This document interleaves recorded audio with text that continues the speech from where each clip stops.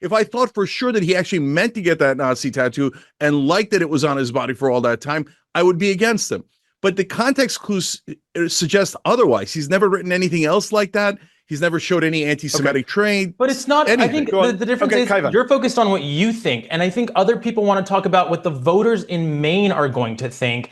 This debate between Cenk Uygur, Mehdi Hasan, and Kian Shro was tense but controlled. Mehdi tried to keep the conversation balanced, but the divide between progressives and moderates was clear. Cenk criticized corporate Democrats for ignoring working-class voters and protecting donor interests, while Kian defended a more pragmatic centrist approach, arguing that the party needs to stay electable.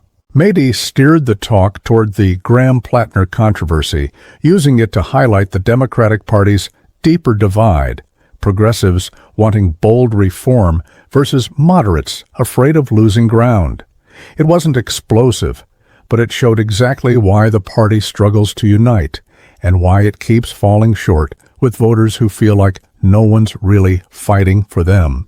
The corporate Democrat that Schumer picks loses like 98% of the time. They're like the worst candidates. So she's just going to go out there and be like, oh, I love corporate donors. That's not going to beat Susan Collins. We've already tried that 100 times. So to me, Mills is a guaranteed loss. That's not a gamble. You're almost definitely going to lose. So why would I go in that direction? That makes no sense at all. And is there a difference between Mills, who's 77 and it keeps getting backed like almost all the corporate Democrats because she delivers for the people who wanted a return on investment, the donor class, the corporate class?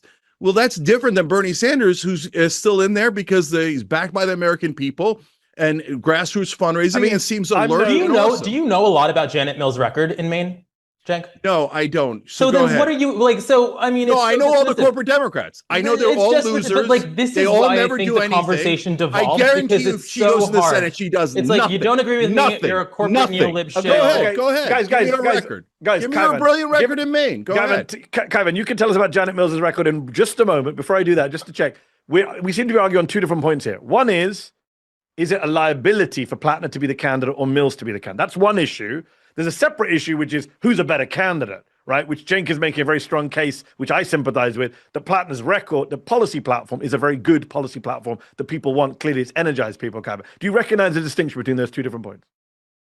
Well, I think in the first case, who's a better candidate is hard to answer because we don't know anything about Graham Platner, and who has the better policies and who's more exciting. We also don't really know because we don't know details of Platner's policies. He's really just inherited the Leaders We Deserve hype, the Bernie Sanders hype, the Pod Save America Bros hype. And that's what I'm saying is that to do this national media tour that we've seen, by the way, again and again and again, he's come out against genocide, Kaivan, which is a pretty big issue for the Democratic base. I don't know if Janet Mills has. Sure. I just think every issue, right, is being nationalized, whereas you're saying this is some like DC hack job. His very hyper-local Maine operative political director is one of the people that has the main problem with this and says he's unelectable. They say there's more Oppo research. He said all sorts of things offending local communities in Maine, and we should be able to talk about that in a normal way. By the way, if you want to have him stay in, what I'm saying is stay in, debate the policies, don't do the conspiracy theory delusional smear of this is all, being puppeteered by Hillary Clinton in her basement in Chappaqua. That's not happening. No, that's absurd. You're saying that Chuck Schumer has nothing to do with this? No, that his handpicked candidate enters the race and all of a sudden a giant dump of Oppo research? Are you really saying Chuck Schumer has nothing to do with it? By the way, even Hasan Piker, organizer memes, lots of people on the farther left of the spectrum are coming out and saying this makes no sense. I don't even know what that means. First of all, why do I care what Hasan Piker has to say? Because I'm just saying that of all the people I think he's citing Hasan as a leftist, not as your nephew, Cenk, to be fair. Yeah. I think he's making the point that so what? Sure. There's a lot of people out to my left that I don't agree with. But I'm just saying, who's this for then? Hold on, Jane, let me jump in and say I've struggled with this, which is why I wanted to moderate this debate, because I've liked Platner up until now. I've been that very clear that I've liked Platner up until now. I like his policy platform. I like the idea that he's populist and he's anti-establishment. But for me, I spend much of my time calling out Republicans for being in Nazi group chats and doing dumb shit and pretending like J.D. Vance coming out and saying, well, it doesn't matter. It's all just edgy humor. And I just think it undermines, no one's saying he's a Nazi, but doesn't it slightly undermine the progressive argument if you're putting up for candidate guy, you're like, well, I'm fine with his Nazi tattoo? Yeah, it doesn't undermine my argument. For Can I just say one thing about that tattoo, though? Hold on. Let Cenk finish and then Kaivan, you come back in. All right, so two things there, Mehdi. So first of all, I don't believe in cancel culture, so I've never canceled anybody for stuff like that. So I stay Hold on. true to my You said at the principles. start of this interview you would have cancelled him if it was a swastika. Yeah, okay. So you're right. There is a line at some point. Fair enough. Okay, yeah. But like, so, and I'm sure that you could find one or two times in public figures where I said, yeah, that's way too far, right? But overall, I don't believe in cancel culture, and you know that. I have an enormous track record of hating cancel culture. Second of all, guys, the context matters so much, because if I thought he was a secret Nazi, would I support him? Absolutely not. Not even close. If I thought for sure that he actually meant to get that Nazi tattoo and liked that it was on his body for all that time, I would be against him. But the context clues suggest otherwise. He's never written anything else like that. He's never showed any anti-Semitic trait. But it's not, anything. I think. I'd say I'm leaning toward agreeing with Mehdi Hasan and Kian Shro on this one. In the U.S., the political standard has dropped so low, especially with the circus of Trumpism and the MAGA movement, that it sometimes feels unfair to hold people on the left to a higher moral or professional standard.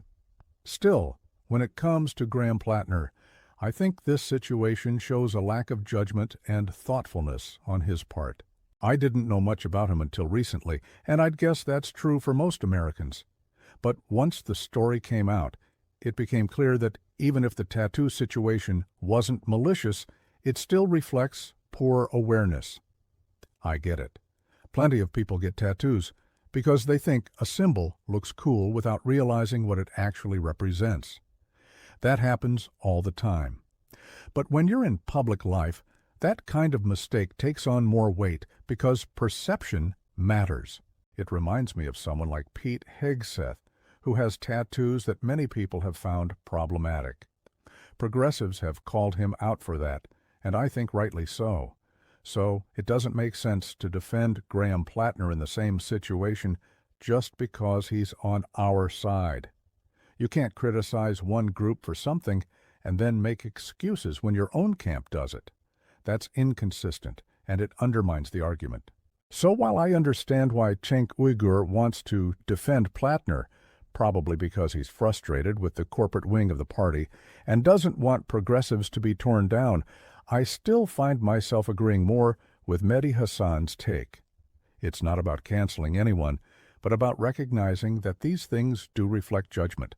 And when you're running for public office, that matters. The difference is Kaivan. you're focused on what you think, and I think other people want to talk about what the voters in Maine are going to think and what's possible here. So that is a distinction. And I will say with the tattoo, what we have from present day judgment, I mean, I just think this is a crazy fact pattern. You suddenly learn you're running for Senate with no experience, you haven't been vetted, you learn you have a Nazi tattoo on you that you've had for 20 years, and your solution is to immediately, within 24 hours, get some hideous animal tattooed over it and go on this victim tour. It's very strange behavior to me. It doesn't show somebody with the thoughtfulness, the judgment, the restraint to belong in the Senate. I'm not saying he can't prove those skills, but he has no established record where he's demonstrated. And all we know about him now are pretty negative things and a bunch of viral one-liners that, frankly, a lot of progressives have been saying in the last 5 years, which, by the way, he voted for Susan Collins in Maine until 2020. So he may not be one of those people. Worst case, he's kind of a grifter guy who sees his moment and is saying all the right things. And I'm not saying that. We don't know enough. Well, a lot of people in the chat are worried about the Fetterman issue, Cenk, that you kind of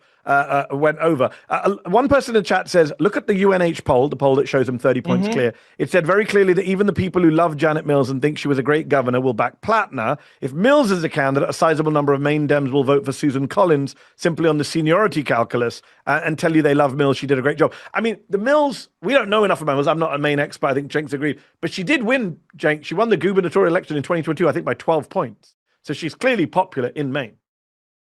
Yeah, look, fair enough that I don't know nearly enough about Maine politics, and I don't know that we all are supposed to study Maine politics. No, but it's about whether it's about whether. Okay, hold on. Hold on. Let me finish. Right, but I do know national politics, and I do know not every time. Sometimes he gets it wrong, but Chuck Schumer almost always picks the worst candidate, and they are picked based on the fact of will they bow their heads to donor class.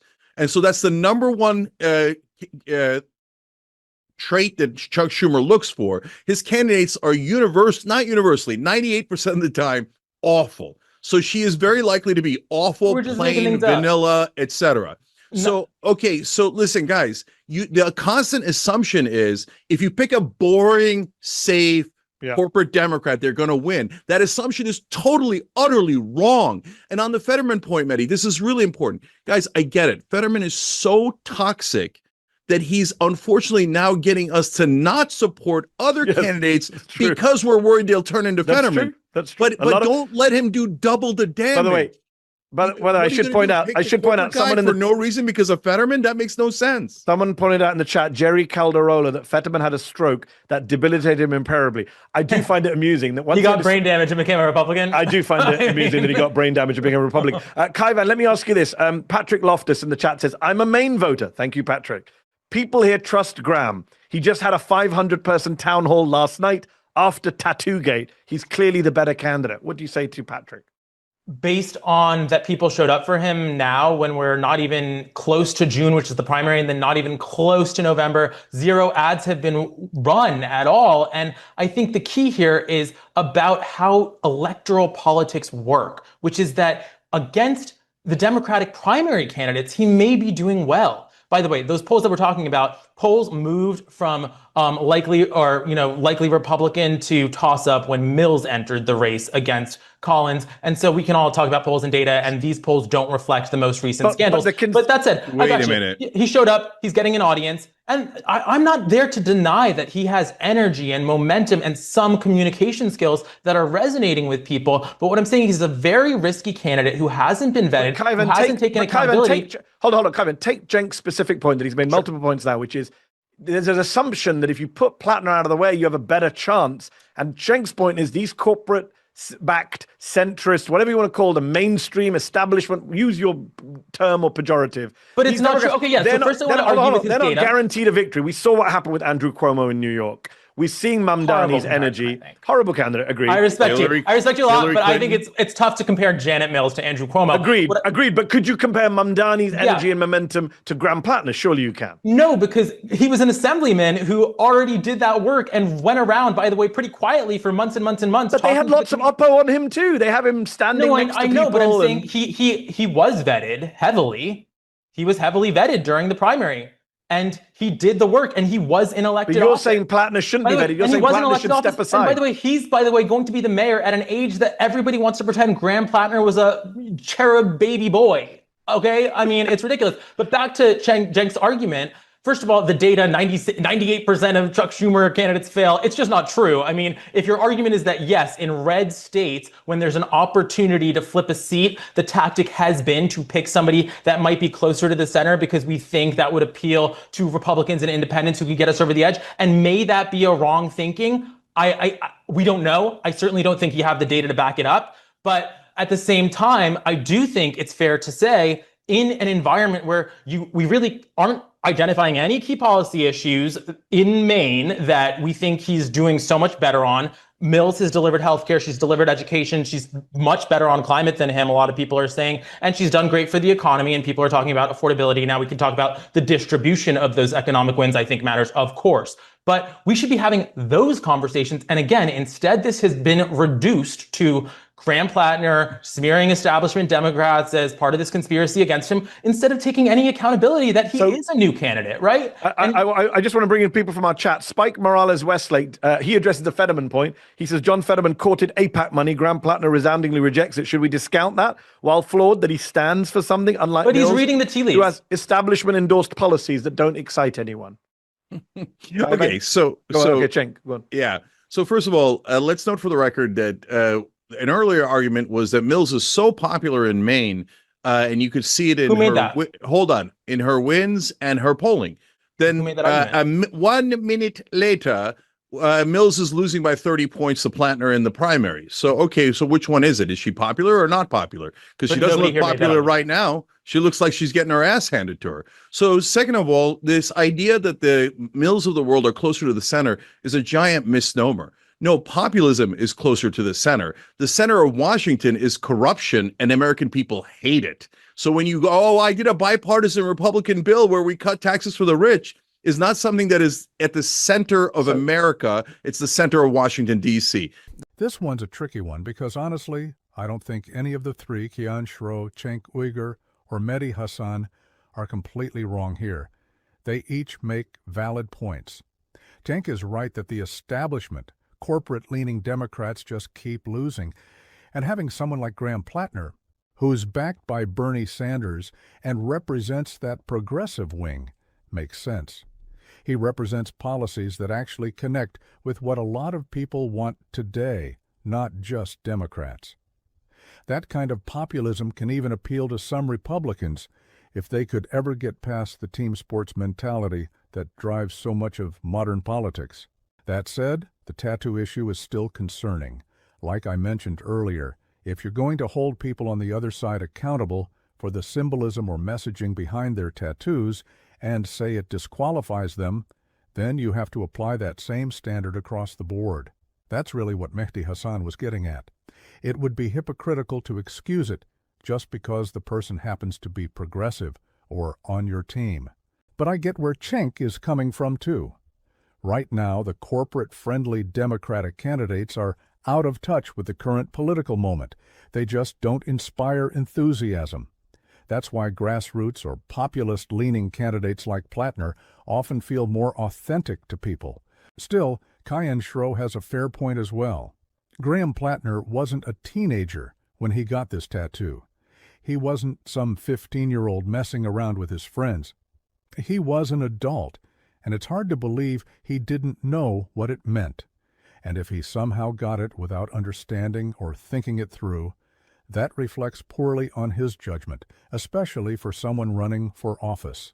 So this is one of those rare discussions where all sides have reasonable arguments. Cenk's right about the failures of the establishment, Mehdi's right about consistency and accountability, and Kian's right to question judgment. But I'd like to know what you think about it. Do you agree more with Cenk Uygur? Do you side with Mehdi Hasan and his take on Zateo? Or are you closer to Kian Shro's view as a Democratic establishment voice? Let me know in the comments what you think. Make sure to give me a like and subscribe. This is Zeke News, and I'll see you in the next one.